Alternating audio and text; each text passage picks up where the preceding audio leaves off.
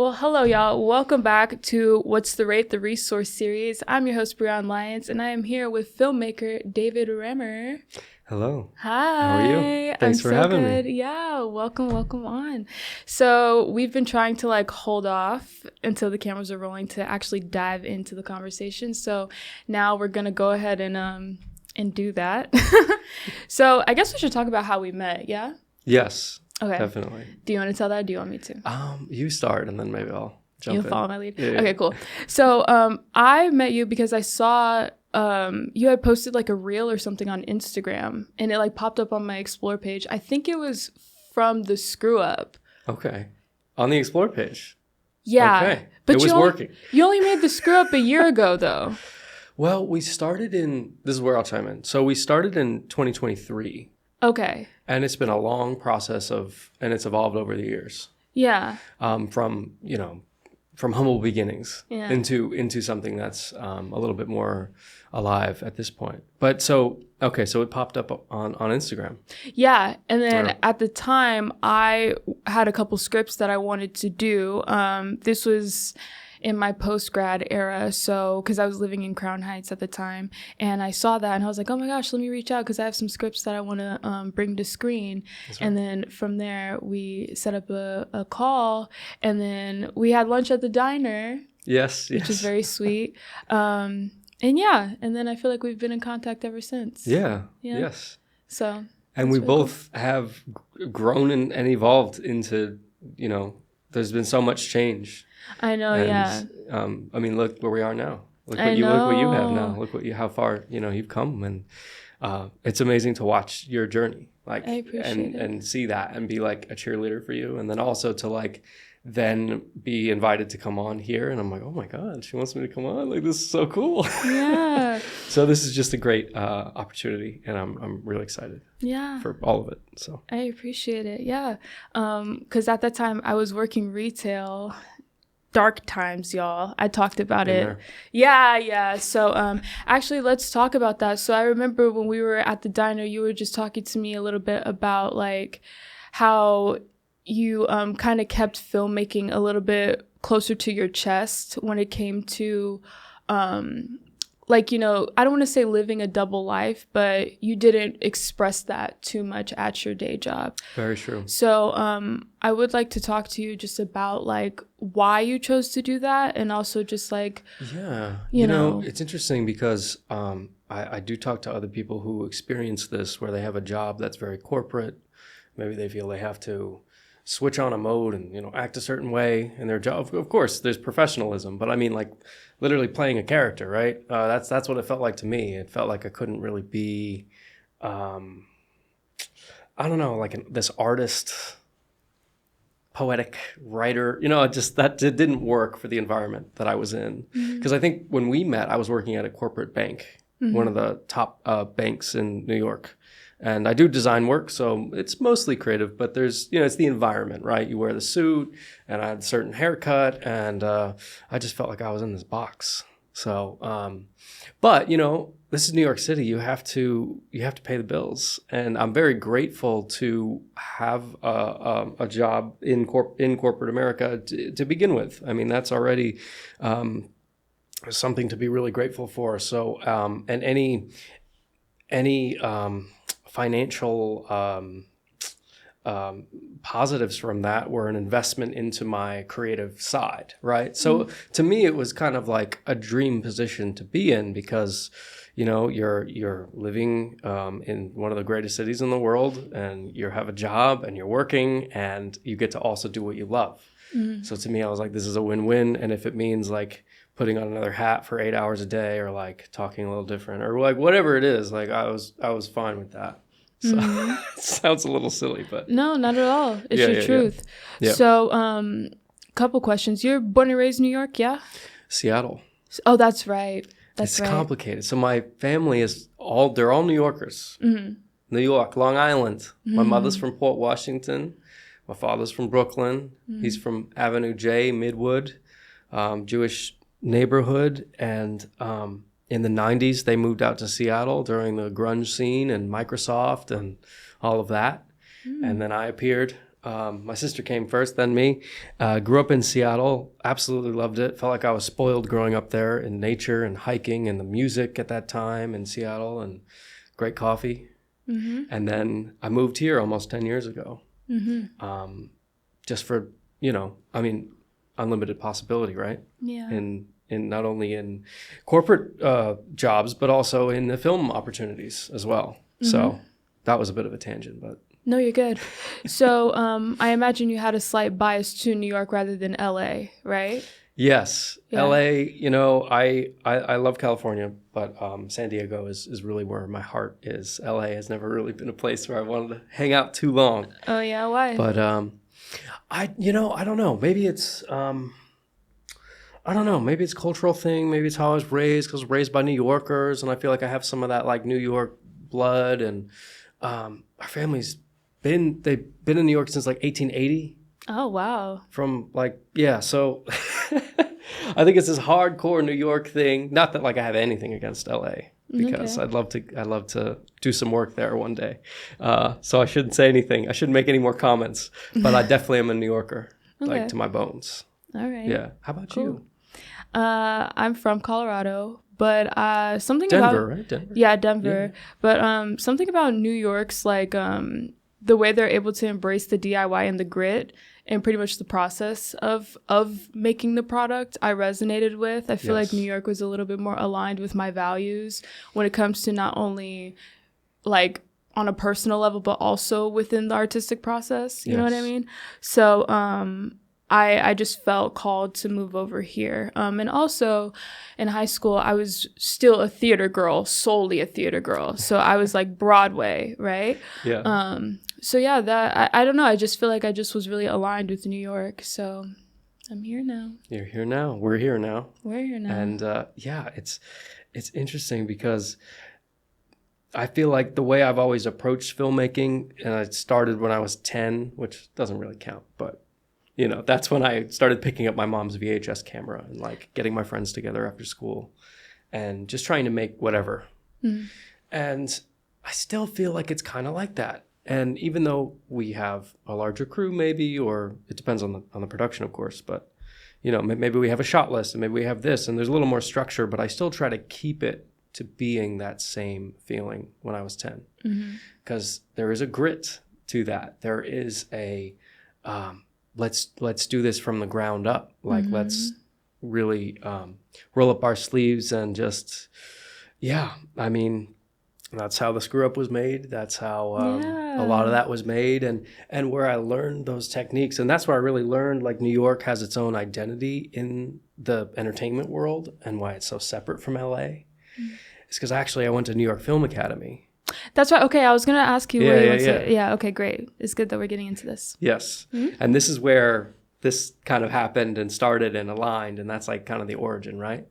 So I've been making movies and kept it, as you said, very close to my chest and something that was really personal. And I just knew that I loved it, but I was like, well, I don't know if I'm very good, and I don't know, I felt like I needed to get a formal education somewhere to just learn.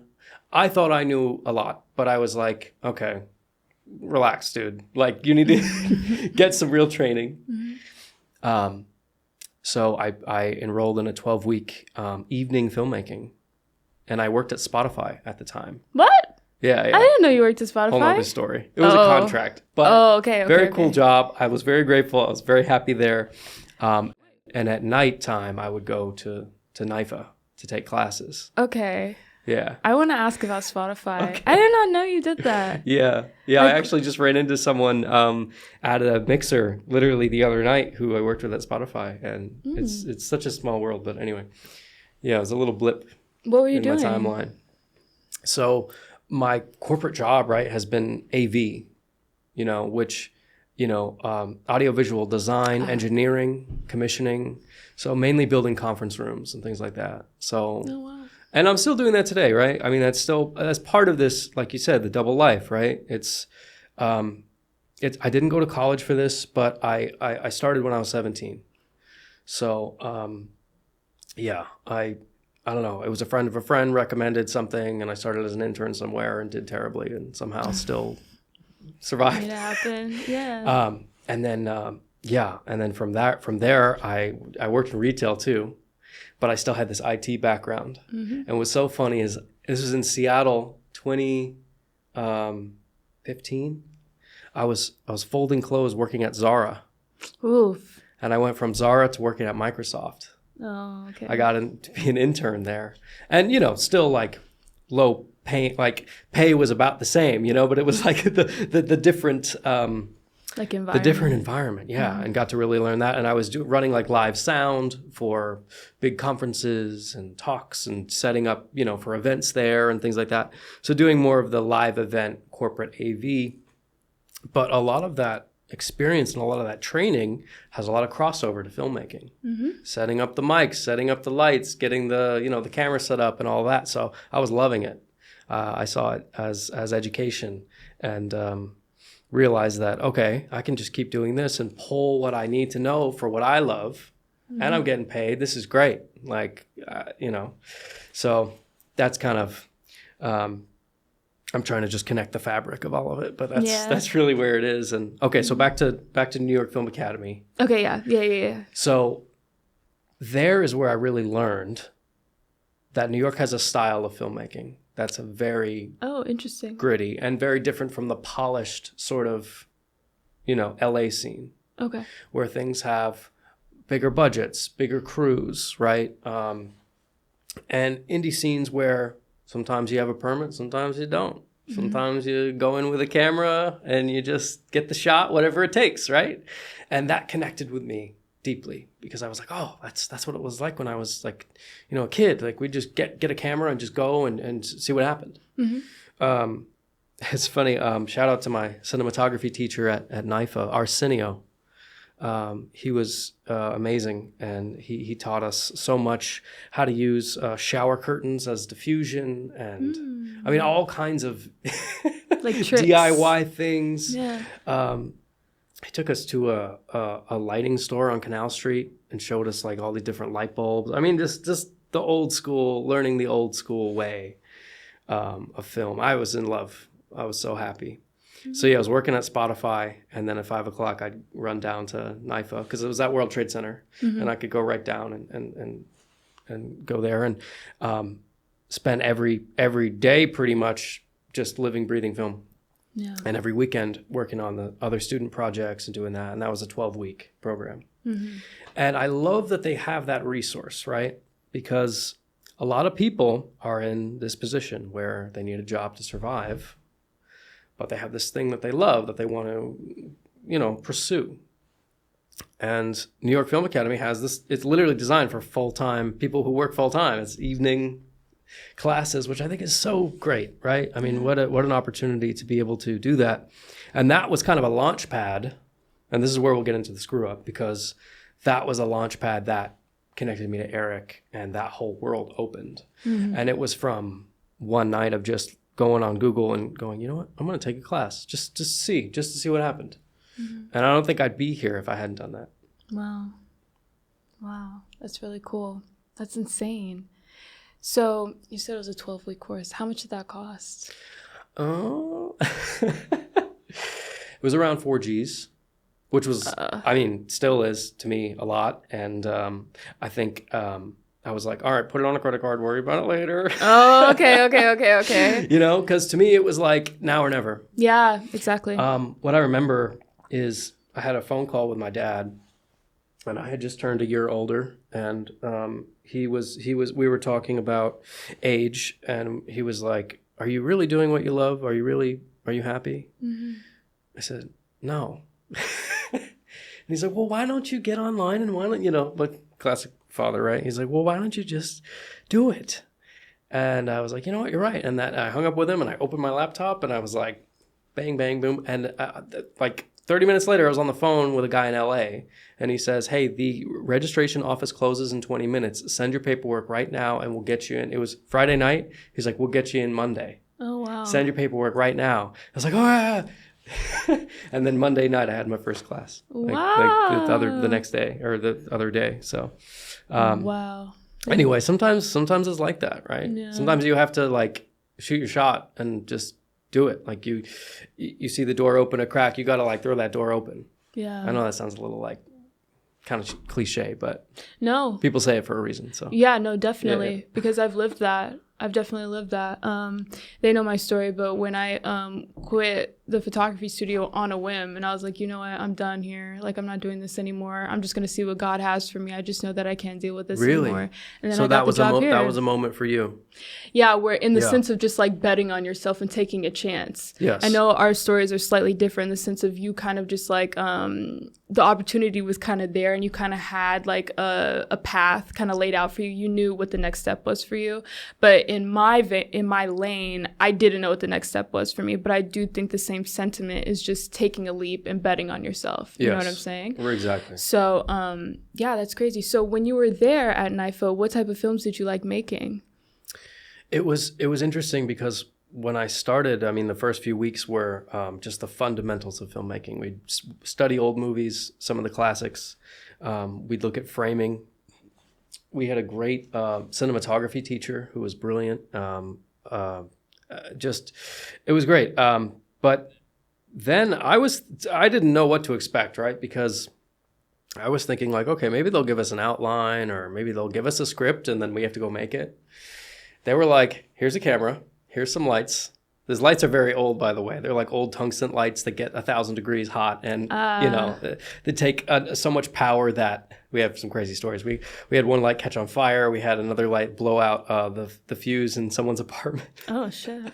Because these lights were ancient. These old ARRI lights. ARRI. Anyway. You don't want to get me started on the tech stuff and that, because I'll go into another lane. Essentially, what they did, they gave us a camera and they gave us lights, and they said, go make a film on this topic. Make a montage film to music.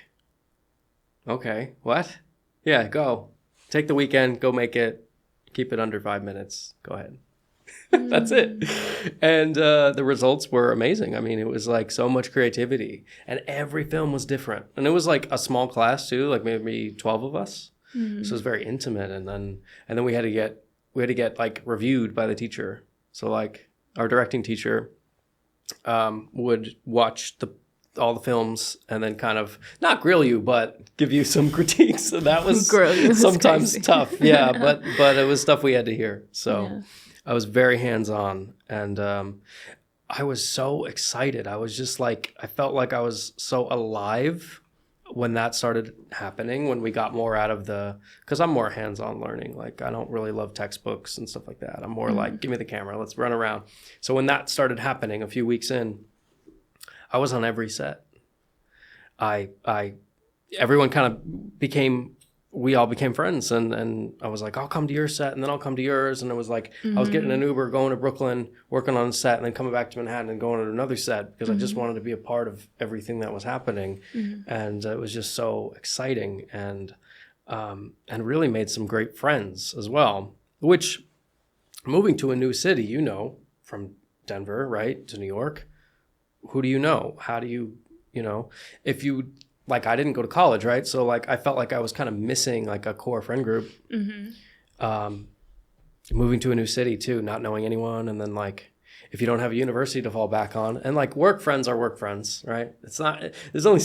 Sometimes... I mean, actually, that's not true, because I have a very close friend now who I met at work. But it's rare that they're, like, your people. Yeah. But I feel like with a film school, you can really make friends.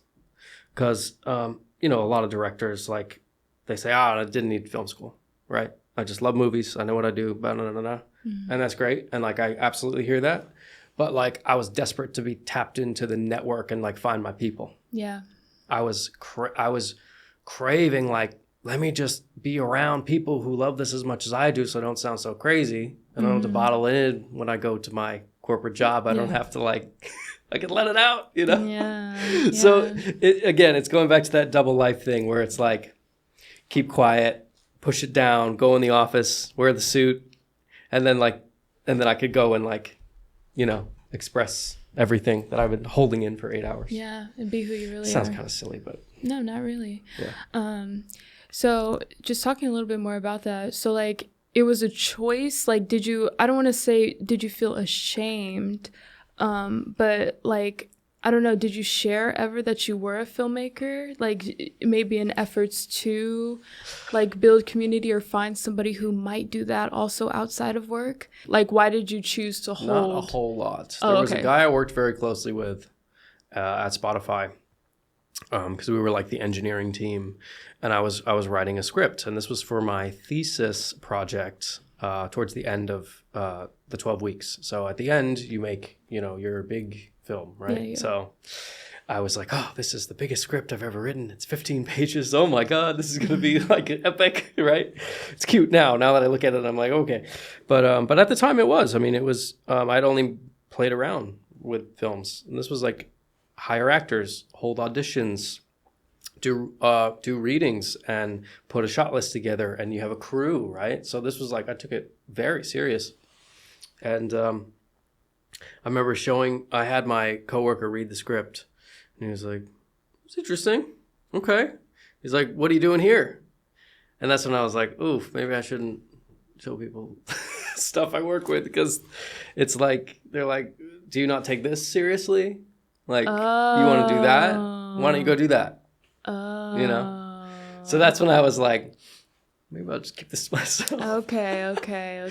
So there's that angle of it too, right? And luckily now I have a job where I work remotely. I work with a guy who's awesome, great. We're designing international offices now in Tokyo and London and all over North America, and which is very cool. And we work remotely, and he's super creative, and we nerd out, talk about films and art films, and he's Swedish, so Swedish art film, and that's great. That's like what I've always wanted. It's this kind of beautiful marriage of like, okay, I can talk about it, but it doesn't have to be the focal point. Okay, I know we want to talk about the screw up, right? Maybe we'll transition. Yeah, we could transition to that. Okay. I actually was rewatching the pilot today. You were?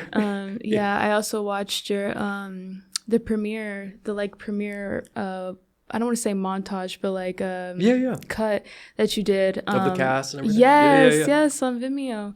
So I remember before we had met at the diner, I had watched it through, but just revisiting it, I forgot like how like quirky and like I don't know, like I don't want to say slapstick at all, but like just kind of like like, you know what I'm saying? Like the funny, it's like, like the moments in it are so funny because it's all the characterization of it. Everybody is such a potent like version of themselves. Yes. But I also like how each character like has their home in the entire world. Does that make sense? Like they have their own corner in this universe that you've like kind of built. It's true. And you know the last event we had for the Screw Up, I put all 3 episodes together as a film. Okay. Just in one shot, and it's an hour and a half. So we've got 3 30-minute episodes, and it screened all together like a movie. And at the end, it was like, wow, it's like, okay, this is like a whole universe. And of course, this was something we did completely from the ground up, and a lot of question marks and a lot of like, we don't know where this is going, but Eric had a vision, and I relied on Eric a lot for putting this together, and he's super well connected and called in so many favors from people. Where'd you meet Eric? So this takes us back to NIFA, but this is where it's gonna this is where it's gonna be a loop. Okay. So my thesis project I was writing, and I was showing it to my coworker at Spotify, right? I was like, I'm about to shoot this thing, and I get to hire actors. Like it's gonna be like a real film, right? So I hold auditions, and I just put up a listing on Backstage, right? Okay. And had some people submit, and had them come in to read. So we rented a space, and I had a casting director, and I had my AD, and the whole team was there, and we're behind a table, and Eric Solomon walks in, and I didn't really know Eric. This was our first time meeting, and he had his daughter with him, who's adorable. She's in the show, Ezzy. And he gave like an amazing performance in this audition that was so real. And it was funny because like he was late and it was this and he had his daughter and it was like, he was like, I'm so sorry, I'm a mess. And I was like, this is perfect. You're so real. I was like, this is such an authentic person and such a genuine human being. And now he's one of my best friends. So I can really say that. Like if I'm ever in an emergency, the one person I would call is Eric because I know he'd be there. Like he's just the best guy ever. I'm gonna get emotional saying that actually. Anyway, we made that movie together. We made this little New York Film Academy short. And then it was like a few weeks later, I was up in Harlem and I saw him in a subway station randomly. Like I think it was Harlem 125th Street, and I was sitting in the subway and I saw him across and he pointed to me. He was like, "Hey, you." And I was like, "Hey." He's like, "I've been meaning to get a hold of you." It was like a movie scene. And he's like, and then we reconnected after that. And he was like, "I have this script for this pilot and I want you to do it. I want to do it with you, right?" And I was like, "Okay. Well, I'm like still learning this stuff, you know. This is a lot. This sounds like a big project." He's like, "Yeah, but you got this, right?" And I was like, yeah. We'll talk about it. And I kept trying to be like, well, maybe we'll get a budget together. Maybe we'll, but eventually we just were like, no, we're going to just do this. We're going to just make it happen. And that's that like the door opens a crack, you have to throw it open. And that was another opportunity. And also just more on a technical note, just like how many shots, like, and camera angles. And so it was only one camera? I think for the pilot we had two like Blackmagics. Okay. And rented? No. They were, one was Eric's cousin's and one was mine. Okay. And this is where it's so funny, right? Because from a technical perspective now, looking back, I can see all the blemishes, right? And the color and the sound and all of that, right? Because I've learned a lot. But also, we really didn't have the equipment at all. I mean, I would ask, all our actors would come to set. This is like 20 people, right? Because we have background, we have the servers, and all the screw-ups, as we call them, our screw-up family. And I would say, okay, who here has an iPhone? And I'd get their iPhones, and I'd turn on the voice memo. And I'd put it like under a book or under a napkin, and I'd hide the phones at all the tables, you know, or like on the bar just to get sound. Yeah. And then at the end of the take, I go, okay, cut, everybody give me their phone, airdrop me all the audio. Oh, wow. So that was a thing too, because we didn't have lav mics and if you have a shirt pocket, you could tuck your iPhone in and that's a lav mic, right? So kind of, not really, but but these were that was what I'm talking about, the grit that I learned at New York Film Academy to just get it done.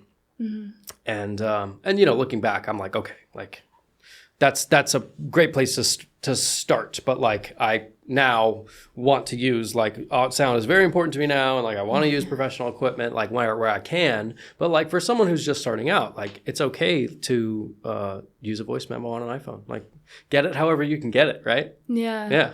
Wow.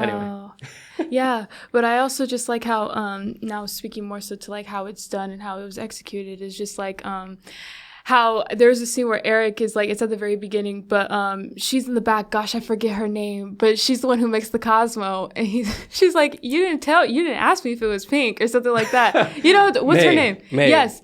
So May is played by Marissa Roper. She's amazing. No, it's not May, because May's the country girl. Right, she makes the Cosmo. Right, but the one that he orders it, he's like, what's good? And then she's like, It's the black lady. Alina Carson. Okay. Is her name, yeah. Okay. Yeah. Alina? No, I don't think it is. No, that's her real name. Wait, no, I don't think it's Alina either, because Alina's the one that lives in a car. She's the Uber driver, yeah? Right, yeah. Wait, who are we talking about I'm talking about, she's the one with the dreads. Are we talking about Rhea? Maybe. Rhea, yeah. She's like the sassy one in the bar. pilot. She has that checkered shirt on. Yes. Black and red. Rhea. Yes. Rhea. Okay. Yeah. But I like how. And her real name is Shaquana, and she's wonderful. I didn't want to butcher it. That's why. Yeah, that's all right. Okay. But yeah, how like he's talking, he's sitting at the bar having his solo moment, and then it like shifts to where she's in the back. You hear her working in the back. She's talking and murmuring to herself, calling out, like, I don't know, just little moments like that that bring you into the world, you know? I think the way you guys did that was like so, I don't know, it's just so well done, the way it all strings together. Like, it really feels, even though there were some strings that were pulled together, and it might not have been like the most like expensive equipment, but like it really is a well put together production. Like, seriously. I remember showing Eric like the edit for the first time, because I would actually edit at work on my laptop. Yeah. Of course, right? Because I'd go into a conference room, close the door, and we'd work. All right, DaVinci Resolve. Okay, let's edit for a couple hours, and then take a meeting, and then edit again. I'm not saying anyone should do this, but if you can, and if you love what you do, then you could probably do it. But I would meet up with Eric after his shift, because he's a bartender, right? He's a real bartender. A lot of them are in the show. They're from the service industry, which is why that comes across so authentic, because it is authentic. That's what they do. And putting up with annoying customers and this and the tabs and tips and right. But I remember showing Eric the pilot, and it ended and the credits rolled on the pilot, and we looked at each other. We were like, okay, this is something. Like now, like seeing it all like ends, you're like, okay, there's something there. So then we're like, all right, episode 2, and then made episode 2. That's still my favorite. It's so much fun. With Neville Pettyman, played by Marshall Bonney, who's hilarious and super talented, and just the chaos that ensues in that episode. And then you have 3, which is more drama heavy, and that I won't spoil anything. Let people watch it, but yeah, because 1 did really well. Yeah. Is that true? Is that right? Yeah. 1 has like 48,000 views. Okay. Yeah. 1 did very well. Or the pilot, I should say. But yeah, there's also so many just like pieces of it. Like from you cut to this shot, go back to this shot, and then you come over here to. So I'm interested in your editing process for that. Like how long that took, some of the tricks you had to pull for that, sound especially. Right. Yeah. It was a lot of work for me because, again, I had only made like a 15-minute short film. This is like a 30-minute TV pilot with multicam, multi-track, no time code. Yeah. All the audio that was just like in the ether. Yeah. Different. One camera shooting RAW, one camera shooting ProRes. Oops. Didn't realize that. Didn't catch that on set, right? But these are beginner mistakes. Okay, so like this, we've grown, we've learned. But yeah, it was challenging, for sure. Especially since like we didn't really have a shot list, and we just let them have fun with the improv. That's what I was gonna say. I remember you saying that there were moments where you just kind of let them go and just let them. So for the 30-minute episode, I think we had 6 or 7 hours of footage. Oh my God. So it was like a couple weeks of reviewing that. Like, what's the best take? Oh, I love this line. I love that. Yeah. But then again, since we don't have a shot list and it's shot very untraditionally, I need a shot of Eric like turning and reacting. Yeah. It's like, I didn't get that. But let me look back at my footage and see if I have like from another scene or another shot of him, looking and turning. Okay, he looked, but it's too fast. Let's slow it down. Okay, now I could put it in that scene. She says a line, he turns, it works. Oh God. So there's a lot of that. It's almost like it was almost like cutting documentary. But it made me a much better editor. Much better editor. And even the film I'm working on right now, I'm using all the techniques that I learned from the Screw Up. So to me, that was like a university for sure. Yeah. Yeah. It's so ambitious in editing.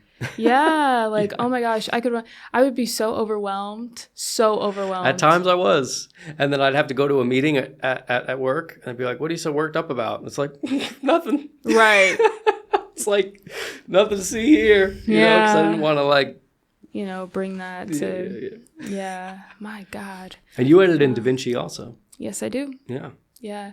So, but I don't do like sound mixing in a sense of like trying to make everything like sound like it's, you know. Yeah, I learned about all that, the ambiance and the sound of the bar and the glasses clinking and you hear the people in the back, all that stuff. So I would go to bars with a little field recorder and just record to get the sound. Like room tone? Yeah. Yeah. And how awkward is that? Because I can't say anything because I'm right next to the mic. So I'm just sitting at a bar with a drink, like with a recorder. You do what you can. You gotta do what you gotta do. Yeah. Yeah. Oh my gosh. Wow. So with getting the cast for the Screw Up, how did you go about that? So was it just like formal auditions, or was it like people who knew people? I gotta give this all to Eric because he pulled so much of this together. Yeah. Marshall Bonney was someone I had worked with on the project I met Eric on, Metropolitan Vindication, which was my short final at NIFA. So that's where I met Marshall and Eric, and Eric was putting together this amazing cast of like super quirky, funny people he knew from the service industry that wanted to act, or people from theater. People like Alina Carson and Marissa Roper, who have amazing theater backgrounds and they've been in film and TV, right? And I said, hey, what about Marshall? He was like, oh yeah, Marshall's like this huge force, this huge talent. I was like, yeah, but like what character? And then Neville Pettyman became a thing. Overall, we had 36 actors in the Screw Up. That's a lot. And yeah, I mean, the amount of work Eric had to do to like text each of those people individually and be like, here's the location, here's the time. Like, yeah, he did all of that. And, me showing up, like getting all the lights and the cameras like in an Uber and then showing up, and it was a lot of fun. I mean, and by the end of it, we felt like a big family. Yeah. Really. Yeah. Yeah. And we all really, really miss hanging out. So yeah, we're in talks about doing another ep. Yeah. Ooh. Yeah. Yeah, we'll see. I love that. Yeah, you heard it here first, people. Yeah, I was gonna ask you about how you were able to lug all that equipment everywhere, and also how you secured the bar. I imagine somebody worked there and they let you do it. So the bar was actually owned by Dominic Tracy, who plays Professor Lennox. Oh, okay. So Dominic had hired Eric 10 years prior to work at that very bar. Oh, okay. And they worked together and they became friends. And Dom has sadly passed away. Oh, gosh. Recently. And yeah, that's been a huge loss and kind of a hit for us. And yeah, so we're trying to process all that. Anyway, but Eric and Dom were very close. Dom was like almost like a father figure to him in a lot of ways, and like an older brother. And Dom is so funny. I mean, oh my God, the amount of improv that he would do, just rambling with his Australian accent and his. It was so funny because he's Australian, but like sometimes the Australian would come through in his performance. It was like you never quite knew what accent Professor Lennox has. Was he British? Was he this? We don't know. But I'm so glad that we got to capture that on film, and we have him forever. I know, yeah. And I put together a memorial montage for his service, and we had it at the bar. And the whole cast was there, and the whole neighborhood came in Brooklyn. And it was so beautiful. And I pulled all the best, Professor Lennox moments from the show and put them in music. And everybody's laughing, everybody's crying. And it's just, he just delivered such an amazing performance. And really made the show. He was everyone's, sorry, Eric, but he was everyone's favorite. So, yeah. That's very beautiful. I don't know if you knew that. No, I didn't know that. And it's fun. It's fun now because people go to that bar who have seen the show, and they're like, oh, I'm at the Screw Up, and they're looking around for the cast, or they're trying to order a Blue Cosmo, and we try to convince them at this bar to please put a Blue Cosmo on the menu, just for fun, just come on, just do it. But yeah, no luck yet. But we are thinking about one day hopefully opening a real Screw Up, maybe. I mean, who knows? So what are some of your like most memorable moments from doing the Screw Up? We had so many nights that would go till like the sun coming up. And I remember like I used black trash bags from Home Depot to put over the windows so that we could keep the continuity for nighttime. Yeah. And everyone's looking at me like, why are you taping trash bags to the window? Like, what's going on? And I was like, well, the sun's going to come up, and, and it was just that learning curve of like, everyone's kind of learning this together. And then like by the end of episode 2, we all know the rhythm, like we all know and we're really flowing together. And some things became automatic. Like Eric could look at me and give me a look, and I knew exactly what he meant, and I'd run and get a shot or do this, and it was like we could communicate without even talking, I guess. So that's just an amazing moment when you find that synergy on a set with a crew, and it becomes like your family. Yeah, that's what I loved. There's no specific moment there, but that's just something I really love. The overall bond that you're able to create from the experience. Wow. Well, I love that you had that experience. Yeah. And I've had a couple of those in my career, specifically in college when we did this show. It was called Everybody Black. And you could imagine who was in that cast at Stella Adler. But yes, Everybody Black, that was in my cohort. But oh my gosh, just the bond that we had and the jokes that we all just like knew just because like, growing up and the cultural references and things like that, like it felt like a community deeper than us just going to class together and just coming to rehearsal together. I mean, the first thing, shout out to Xavier Clark. One rehearsal, we just all danced together. Like we learned choreo and it was all to like songs that we knew. And like, it just felt so like home, like on a cultural level, and we all were so used to doing like contemporary plays, but like weren't so like culture based, if that makes sense. Like we all would do Shakespeare too, just like texts that we couldn't really relate to entirely with our entire being, with all of us. And that show just felt like we were so seen and we saw each other and there were things we could do that only we could bond over. You know what I'm saying? And you have your like inside jokes. And and in between action and cut, you have your little things and And I think the other students who were in our cohort, they were like, wow, that show was so special because you guys were having fun.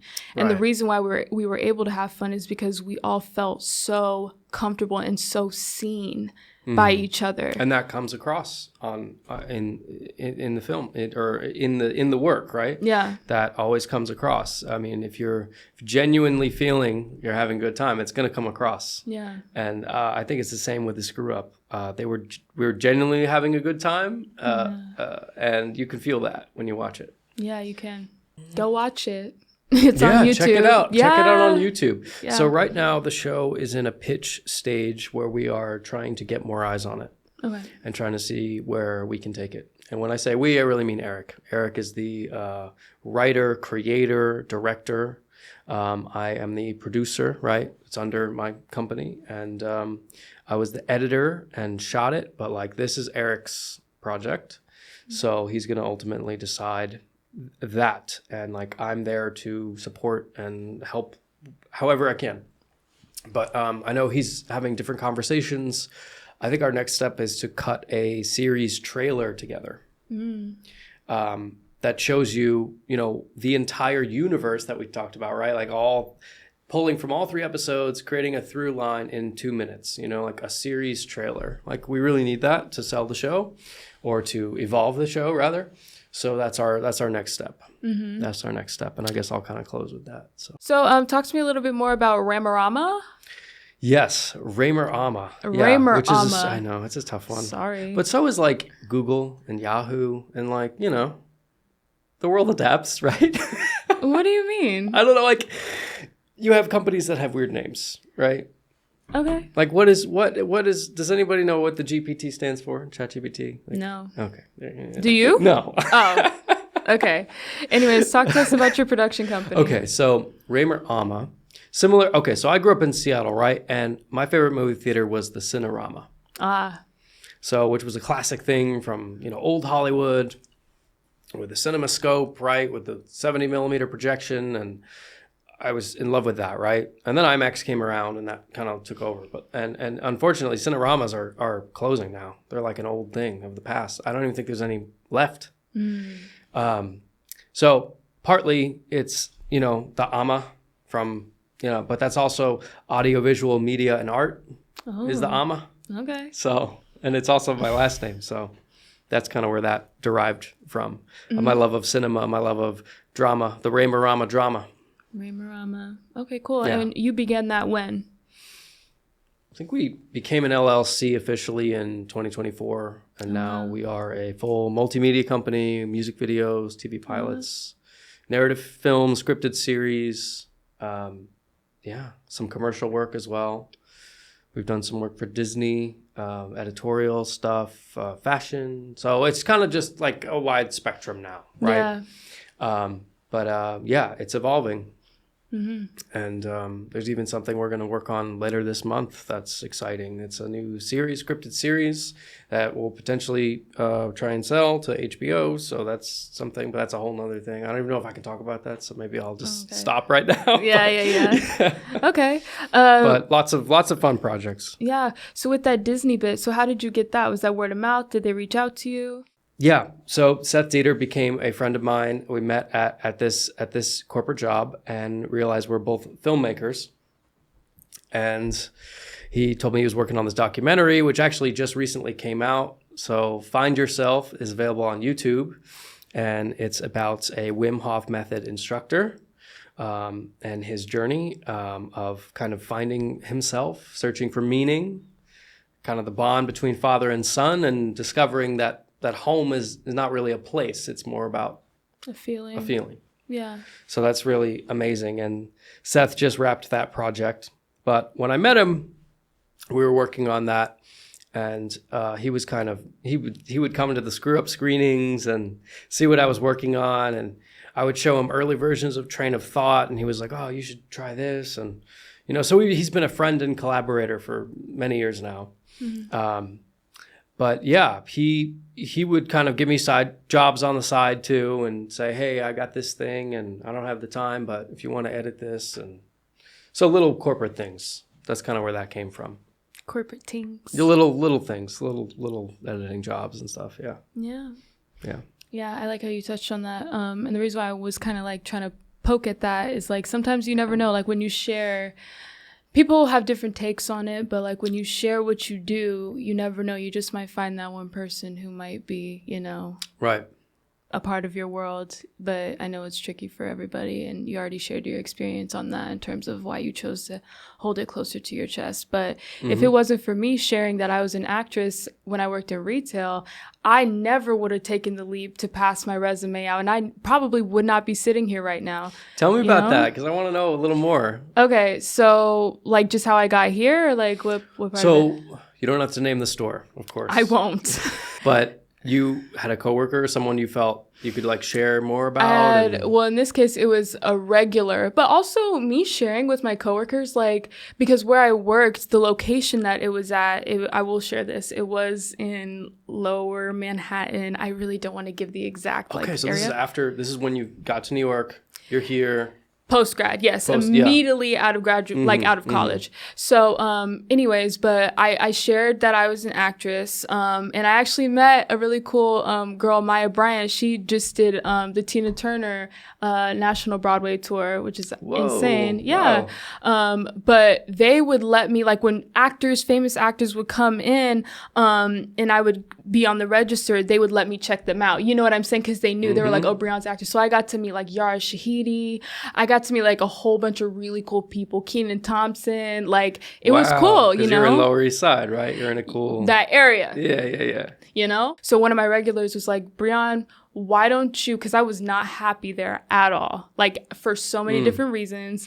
I was ganged up on there. Yeah, I don't know if anyone loves their retail job. Yeah. But it was just extra bad for me because touching that community thing and that support thing, like I didn't have that anywhere in New York at the time, anywhere, So, and my family lives in a different state. But anyways, going back to what I was saying. So he was like, Breon, you don't belong here. Yeah. Why don't you take your resume around like Chelsea and see if you could at least get a job at the Food Network so that way you're in the realm of production, right?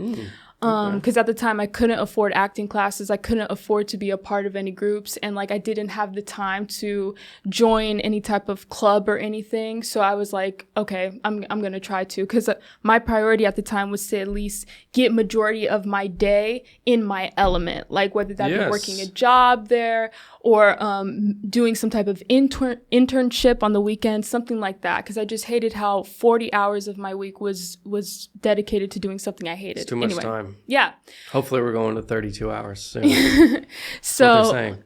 Oh, really? The work week? Yeah, apparently. I don't know. You didn't hear from me. Where'd you hear that? I don't know.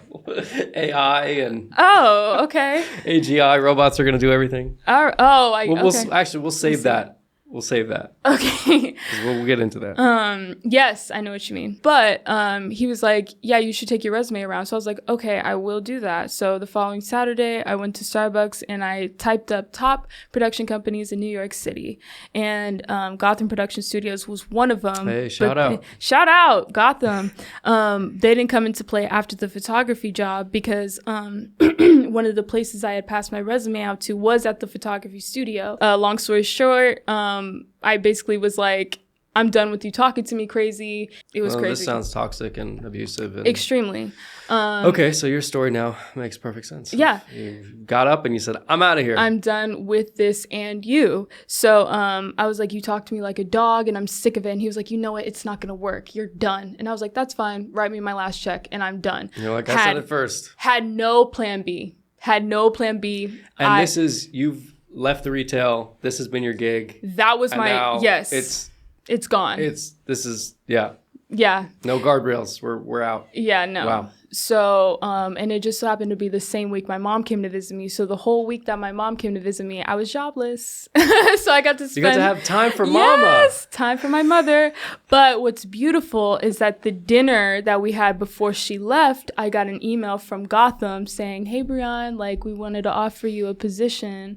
So it's crazy how God works in such a short span of time. But within those 7 days, I went from leaving a toxic situation to walking into something that birthed like literally this entire... Within a week. Yeah. Seriously. That's crazy. Within a week. Gotham production studio, they've already been on your radar, right? Because you saw them when you did that Google search. Yeah. Mm-hmm. So they were in the back of your mind?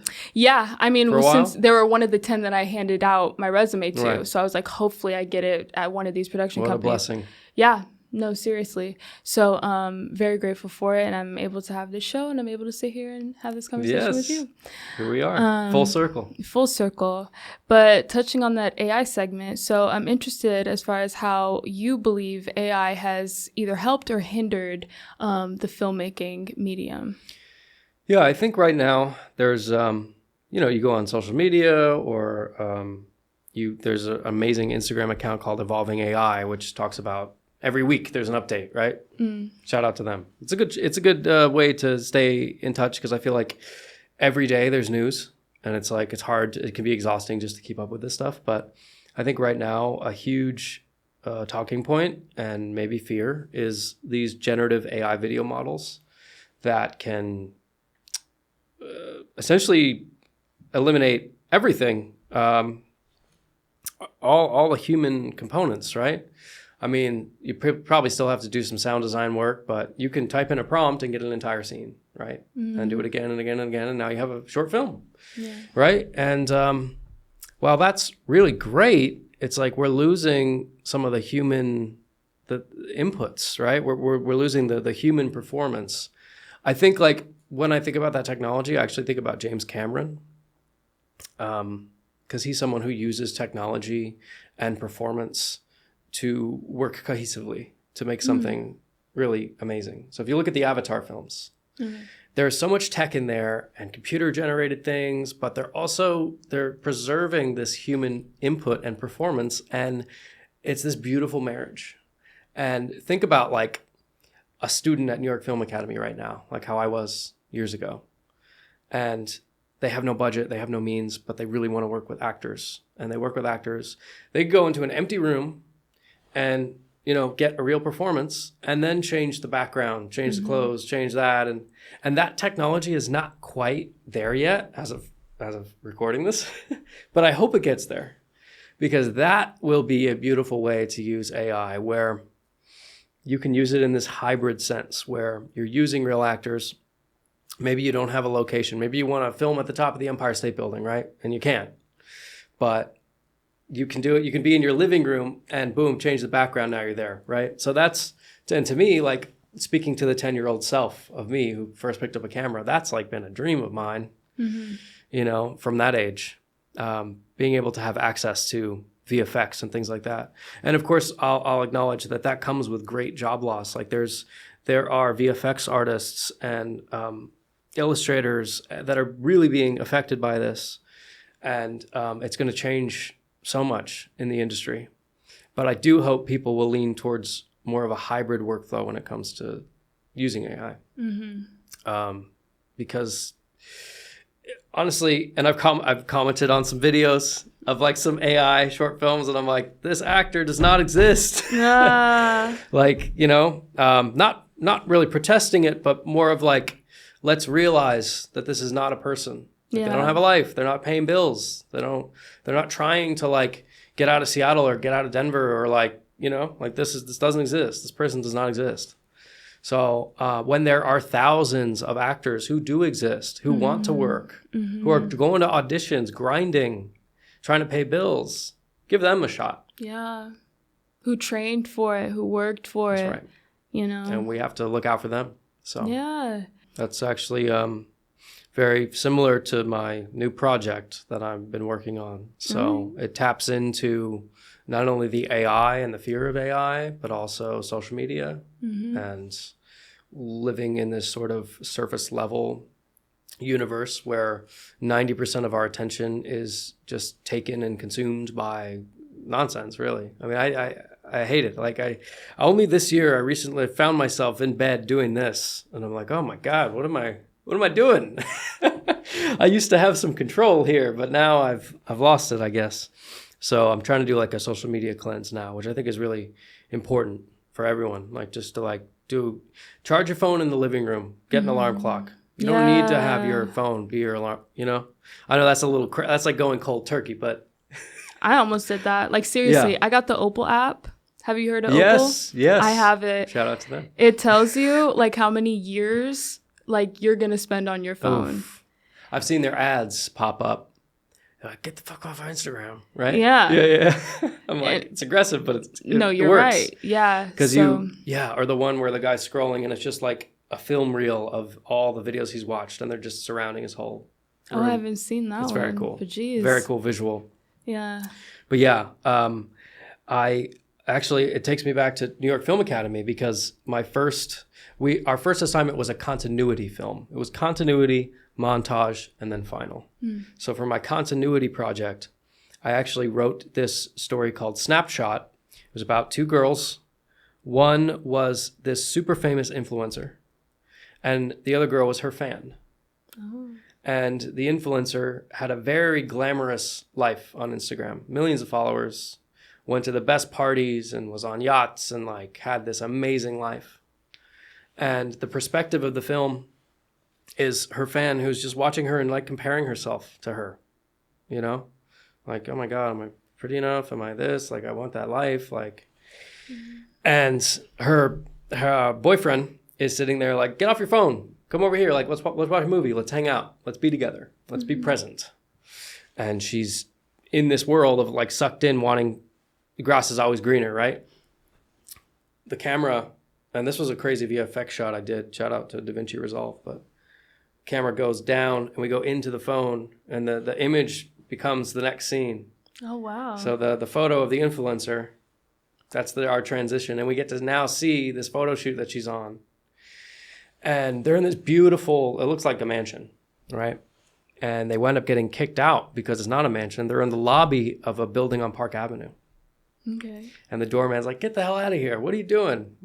So they run out and we see the influencer with her friends, but it turns out not to be her friend. It was some girl she paid on the street to like take pictures of her for her account.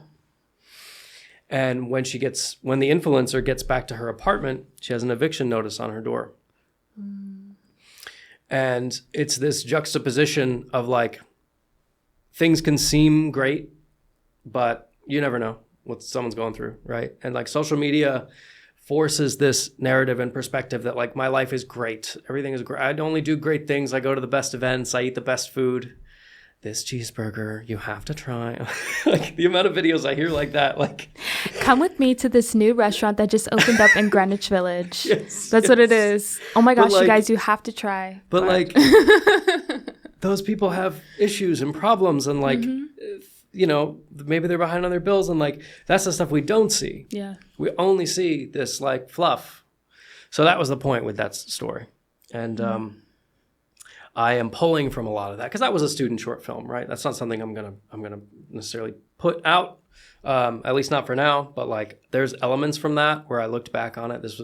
I made it in 2023, so I looked back and went, okay, there's a couple things from there that I want to put into this character. So I'm working on a film now called Data Not Drama. Okay. Data Not Drama, and it follows Janessa, who is a influencer. With a huge following, and she has 2.8 million followers, and she is a tech reviewer. Okay. But she's this attractive, inspirational, sort of super funny, quirky personality, and she reviews tech products. And she gets an email. So we see that, right? We see her whole world kind of set up. Then she gets an email from a robotics company saying, hey, Janessa, we love your content. We love your content, and we would love for you to review our new humanoid robot. Like, we're going to send it to you. It's on us. Here it is. And she's like, all right. And she watches a video and sees that this is real. Obviously, we've been seeing them online. And it's going to live with her for a month. So that's the setup. You can't say more. I can't say any more. Yeah. Wow. But it has to do with AI, the fear of AI, robotics, our future, and also like this sort of social media influencer world that we've lived in that's very superficial. Yeah. And delves into this, again, the juxtaposition of like someone's life can look great, but you don't really know what's underneath. And we get to find out what's underneath. I wanted to explore it as a writer and see like, okay, what is her life really like? And like also I can be on the other end of it, on the side of the spectrum where it's like, oh wait, I have the ability to figure out what that is. And I worked with Alexa Poveromo, who plays Janessa, who had a tremendous amount of input into her character and her backstory and all that, and that really helped shape who Janessa is. And but it was fun to explore that, explore the human side of an influencer that 2.8 million people see. And they're not even really seeing her. Right. It's like a version of her that's not real, right? Right. It's like a fake facade. So yeah. I want to delve more into the writing perspective. Yeah. So you draw from real life and real experiences and people you know, or like tell me about how you kind of build your worlds and like what your inspiration is for the characters you create. Yeah, I think what comes to mind is his train of thought. So I kept a dream diary for many years, and it wasn't anything fancy. It wasn't like a leather-bound book or anything. It was like a note on my phone. Oh, okay. I know it sounds like, ooh, a dream diary. Ooh, wow. A dream journal. No, it was like I would wake up, I would turn over, I'd grab my phone, and I'd just try and just write down or even voice to text the dream just to remember.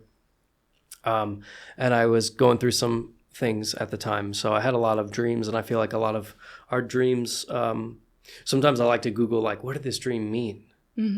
Like, I opened my door to my apartment and started flooding, and then like, the ceiling was up to, to the ceiling with water, and I was drowning. What does that mean? Like, what's that? So I love researching like what dreams mean, but I kept this dream diary, and had this experience with New York Film Academy, made the Screw Up, and like as I was working on the Screw Up, as we were in between episodes, I was like, you know what, I want to make a film, and I want to turn this screenplay into, or turn this dream diary into a screenplay. So all the dreams that George has in the film, or real dreams that I had. Oh, wow. Some of them I cut out of the movie. There was one where there was birds flying around his bedroom, and there were birds in his sheets, like the wings flapping under the.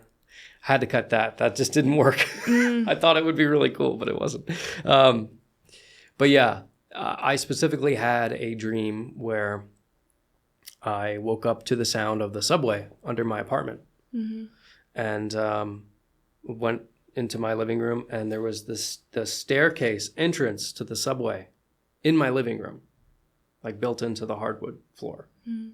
And I could hear the trains, and I felt like the cold draft coming up from the stairs. I'm in my pajamas, and I'm like, okay, well, I guess I don't know why in the dream I went down the stairs, but I guess I had to find out what was down there. Let me go investigate. Let me go see. And I went down in the dream, and this is all in the dream diary. And there's a subway idle, like a subway car idle at the platform when I came down to the platform, and it's waiting there.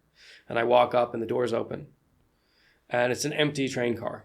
And I get on, and the doors close, and I look down to the end of the train, and there's someone sitting there. And they turn, and it was me. So that was, then I woke up, and I was like, I wish I had a little more, but, that was the basis to his train of thought, was this weird dream, and then several others. And I think in the first draft of the script, George, his character, was like 29. And then I quickly realized, like, okay, I cannot make a story about a 29-year-old. Like, this has to be someone who's had a family, lived a life, had a long career, who's been through a lot. So that's when I met Jim Healy, who gave a great performance and really brought that character to life and made him feel really grounded and real. So I owe that to him. And it was a lot of fun shooting in the subway and talking about that New York grit and, all the tricks I learned at New York Film Academy. They all came out for that one. That was a lot of fun. Holy cow. So what makes you want to take on a project? So when someone presents you a script and they're like, I have this idea, I really want you to be on it. You know what I'm saying? Like, are there any things that you look for in it, or any red flags that you pick up on that you're like, okay, I don't really see this as something that's promising?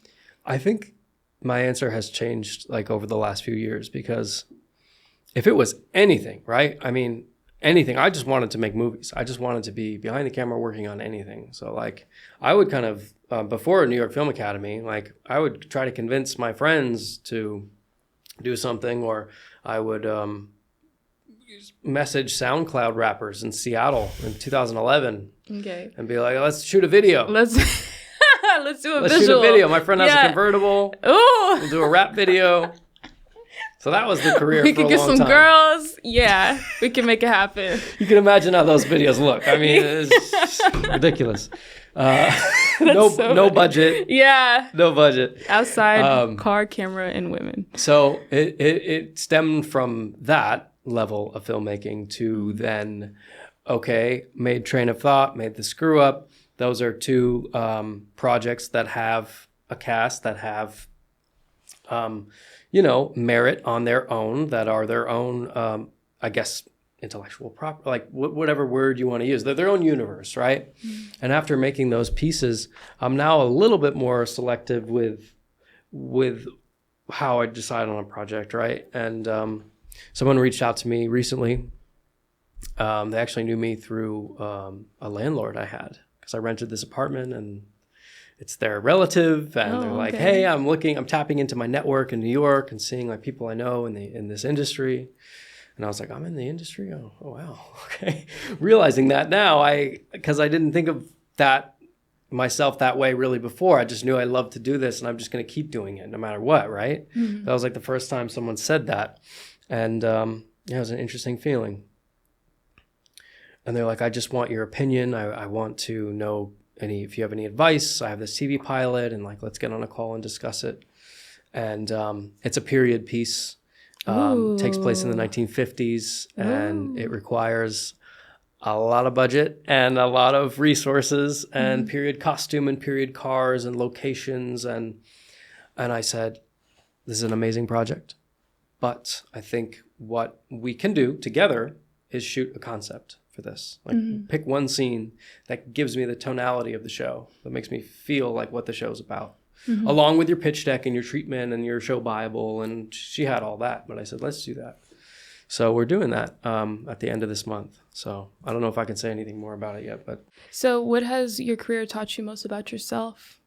it's passion first for me, and then it's the sensical, and this is a more recent thing, like, hey, you know, you shouldn't buy this new camera for this project just because you're excited about it. Like, maybe think financially about this a little bit more, right? Mm-hmm. So I think I know that's a weird answer. I'm sorry. You're good. We'll back up. I guess, yeah. I mean, saying I'm resilient, it's kind of silly, but I have just heard that from others, from my peers, really. Eric especially is someone who will match my persistence and resilience and match the energy of like, no, we're going to be here till the sun comes up. Like, we're going to get this done. Mm-hmm. That's really cool. And he's super humble and down to earth and just will do anything to get the project done. Yeah. So I think that's a shared, you use the word integrity. I think it's a shared integrity we have with each other. Yeah. Okay. I'll touch more about your values maybe and what you look for in like a partner to work with, and also just like how far you're willing to go, maybe even your capacity even. Mm-hmm. Yeah, that's good. Yeah, I think I definitely have been learning more about that for myself when it comes to this show.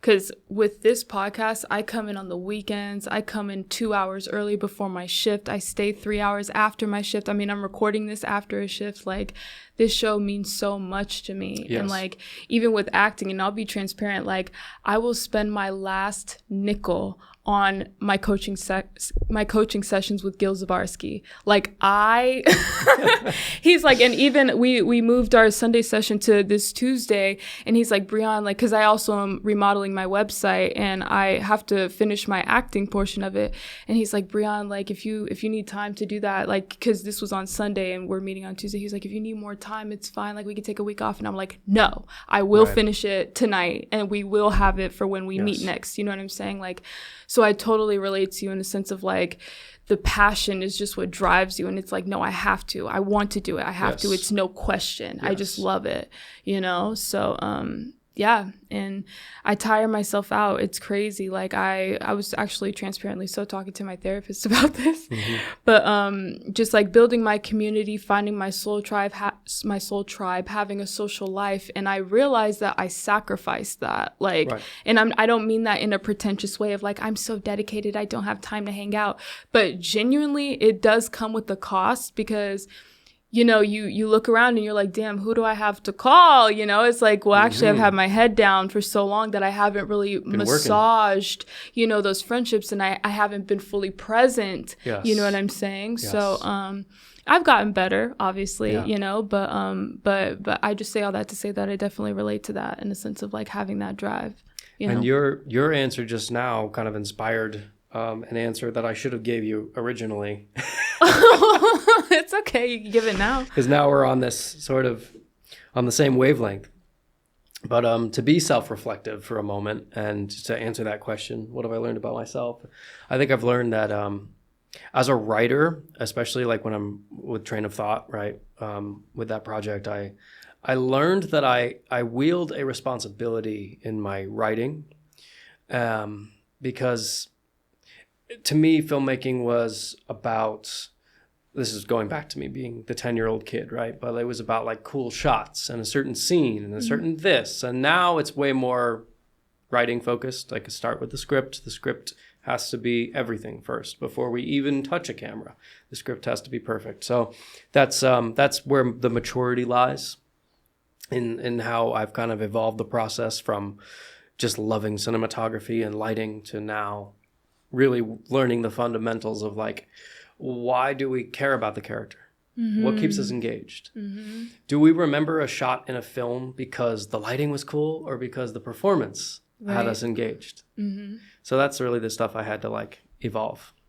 But going back to like wielding the responsibility as a writer, like what I mean by that is I had a screening in Seattle for my film last year for his Train of Thought, and it was a room full of like artists and painters and all these friends. My dad's a glassblower, so he's very connected to like the artisan community in Seattle, and he was at the original Woodstock. Like, he's an old school hippie, like the real deal, right? So I'm with this older generation of artists, like mixed group, and they see the film, and you know, people were coming up to me after very moved. And I don't know. It's like in that moment I realized, oh my God, like your ideas can really, once they're out there, affect people, right?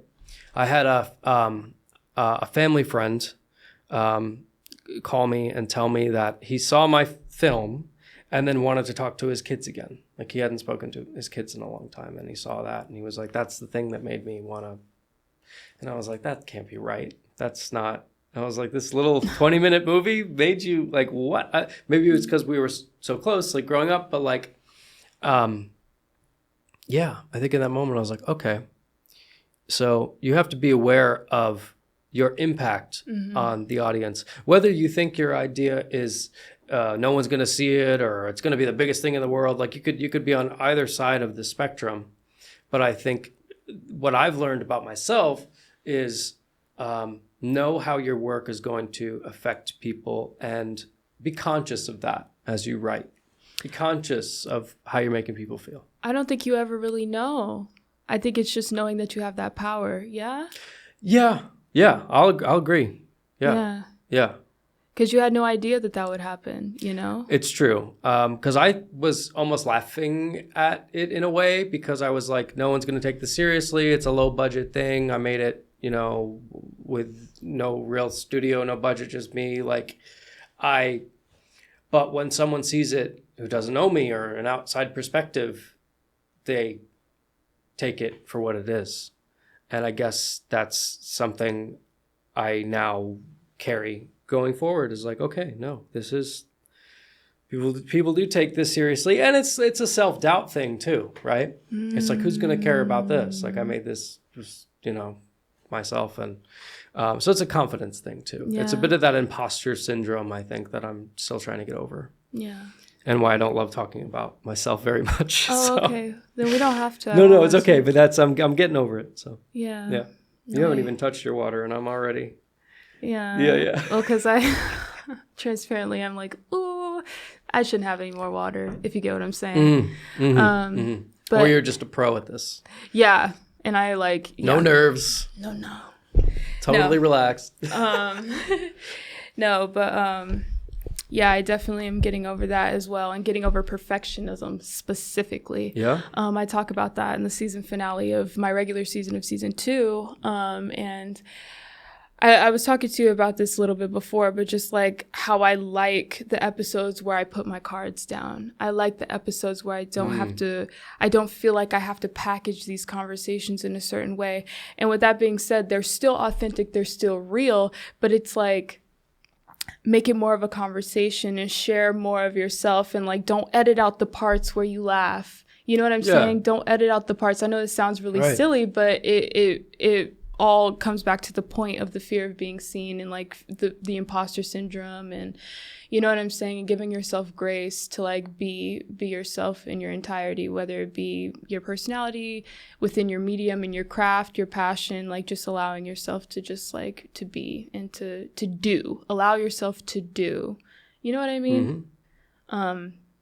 Yeah. It's definitely like there's a lot of self-love and self-trust. Yeah. Right? Like you said, when you took the leap and when you left that retail job to go into something more creative, you took that leap, you had that trust in yourself.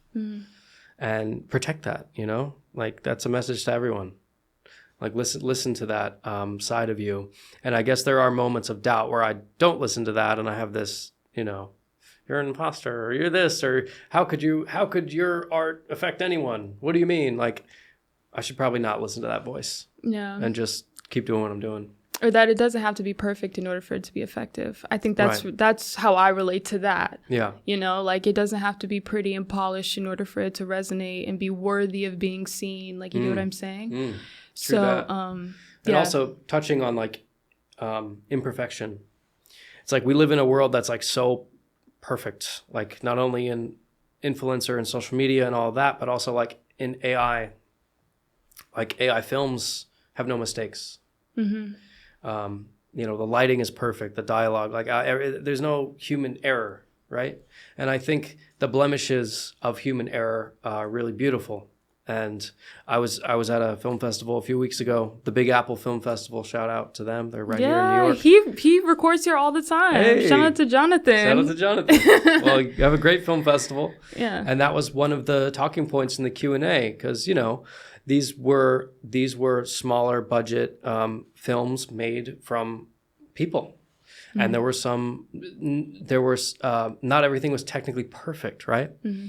And this was a talking point that was like, yeah, and that's okay, because like we're humans, and humans aren't perfect. And like if the sound isn't perfect, but at least it's not AI. Yeah. So that was kind of the beauty of the human experience. Yeah. Was in there. There's a reason why we stick around for like the director's cut or the blooper reels at the very end, is because we enjoy seeing those mess ups, those hiccups, when people break character and laugh. It makes it a lot more personable and relatable because it's human and real, you know? So, I totally agree with you there. But do you have any advice for filmmakers out there? I would say now's probably the best time in history to do this, because you have access, right? Go on Facebook Marketplace, pick up a camera. Really, any camera made in the last like 5-6 years will be good enough. Doesn't matter the brand. We live in a world that's also very gear focused. Like if you go on YouTube and try to learn filmmaking, it can be very intimidating because it's all gear focused. You got to get this light and you got to get this camera with this sensor. No, you don't. I mean, you could even use an iPhone. You really could. But the biggest thing is again, seeing the crack in the door and pushing it open. That's the biggest thing. So like I would tell people, don't worry so much about gear. Focus on the writing. That's the thing that makes us want to watch movies. Like we don't really care what camera they use to film. What's your favorite film? Do you have a favorite? Yes, I do. You're putting me on the spot. I have multiple. Okay. Give me 1 second. Right now, it's Sinners. Okay. I love Sinners. Do you know what camera they used to film Sinners? I don't. Do you know what kind of lights they used? No. What moved you about Sinners? What was the thing that made you? The scene with all the dancing and the multicultural, that scene. But the characters, right? The story, the writing. Yeah, of course, yeah. Well, that scene is amazing, right? Yes. You have that old Southern sort of music that's like lost to history that like we don't really have around anymore. Ryan Coogler, brilliant. I mean, all his work, right? But like my point there was like we don't love movies because like a certain camera or a certain light was used. We get enveloped in the mood, in the tonality, in the performance, and that's why we love movies, right? And that really comes down to the writing, right? Ryan Coogler wrote and directed, right? Yeah. And Michael B. had to play Smoke and Stack. I mean, that's a lot of work. I think about that all the time. It's a lot of work. Yeah, I also want to add this other scene that I love. It's at the very end where he's like fading in and out of like consciousness. But she's on the other side with the baby and she's just waiting. She's like, it's okay, you could cross over, right? Do you know the scene I'm talking about? Yes. And he's like fading in and out and he's in reality and the racist guy's there and he's like about to kill him. And then as he's like fading in and out, she's like, it's okay, just let go. Like we're waiting for you on the other side. I literally, the amount of times I cried during Sinners is insane. I cried like 3 or 4 times. Oh my God, that film, it's so impressive, you know? And it's multi-genred.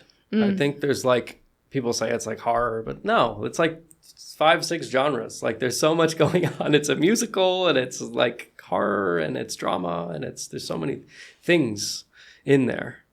I think it's like kind of, it's forcing everyone else to up their game, really. Yeah. That project in particular. And I'm so glad it was recognized at the Oscars. Because it was just incredible. But yeah, kind of going back to like the fundamentals and like people who are starting out, don't worry about gear. Worry about story. Yeah. If you know of an actor that you can message on Instagram, do it. Like reach out to them. Yes, you can reach out to me. Yeah. I'm an actress. There you go. Use your resources. Facebook groups, NYC Filmmakers. Okay. There's so many Facebook groups you can join that have mixers that you can go to that are free. All you have to do is show up. They say, hey, I just moved here. I'm a filmmaker. What should I do? So I go to mixers all the time. And now it's going to be summer and they're going to be happening. So we should do one together. Yeah. Cause you never know who's in that room or who you're going to meet or whose card you're going to get and what kind of conversation you're going to have. Right. So, and again, we live in a world that's so social media based. It's nice to be in person. It's nice to like get in front of someone and have a real conversation. So mixers are great. And we're in a great city for that. Right. Like that's the opportunity. I wish I knew about those when I first moved here. Cause like it can be, it's such a large city, but it can be very lonely. Yes. Right. Yes. It's like the largest city in the country with the most people, but it can feel like you are alone. Yeah. I think it's because you see everybody has like their group and their community and you see it everywhere and you're like, but I don't, you know? So that's a way to avoid that. Doing something like the 12-week at New York Film Academy, even 1 week, just to jump start, right? Because not everyone can afford the 12-week. Do the 1 week. I think they even have like a 1 day or so, just something just to get in there and get connected to the whole community.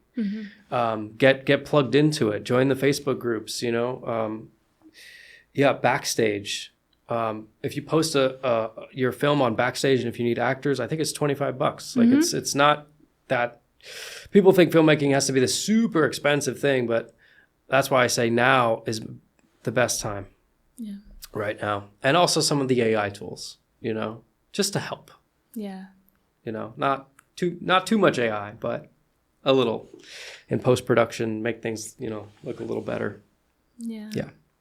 All right, David. Well, thank you so much. I thank really you for appreciate having me. it. Yeah, and thank you for, talking about not only your projects and your experience and the work behind it, the tricks you pulled, the things you've learned, but also, just a little bit about you, in terms of like personal and like opening up a little bit. I appreciate that. Absolutely. And it was great to get to know you better too and learning about, like, I felt like I was living a double life, but you felt that feeling. And have tried to navigate the sort of creative scene in New York and find your niche and find where things work. And like, I'm so proud of you for like where you are right now from when we met just a few years ago. And it's amazing to watch. Thank you. I appreciate it.